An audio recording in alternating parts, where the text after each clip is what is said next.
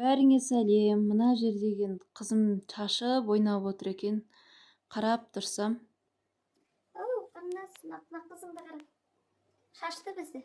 Жатарда жинап шаш. Соны айтам. Қарындас, қағып қой мені. Қазір байың келеді, сөз естисің, жина. тух деп көп сөйлеп кеттіңдер ғой деп бүйтіп фу еткізіп жинай салдым да, артыма қарап қалсам қызым деген артымды шашып отыр ғой. Ужас, не деген жылдамдық, не деген энергия деймін да. Жарайды деп түк көрмегендей ақырын өтіп бара жатсам, мына жер деген шулап жатыр ғой кәдімгідей.